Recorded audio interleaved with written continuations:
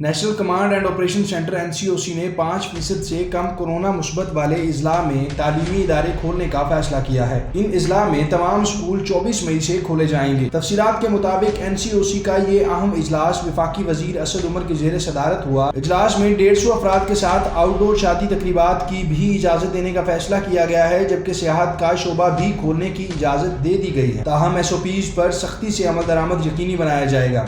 NCOC نے 24 مئی سے out ڈور restaurants بھی کھولنے کی اجازت دینے کا فیصلہ کیا ہے۔ ریسٹورینٹس رات 12 بجے تک کھلے رہیں گے، جبکہ ٹیک اوے کی اجازت 24 گھنٹے ہوگی۔ اجلاس میں یہ بھی فیصلہ کیا گیا ہے کہ مزارات، cinema halls, indoor dining, indoor gym اور تفریحی پارکس بند رہیں گے، تاہم واکنگ اور جاگنگ ٹریکس SOPs کے ساتھ کھلے رہیں گے۔ انڈور اور آؤٹ ڈور ثقافتی، میوزیکل، مذہبی اور دیگر اجتماعات پر بھی پابندی رہے گی، جبکہ بین الصوبائی سرکاری ٹرانسپورٹ ہفتہ اور اتوار کو بند رہے گی۔ یہ ٹرانسپورٹ 22 مئی سے ہفتہ میں 2 دن بند ہوگی۔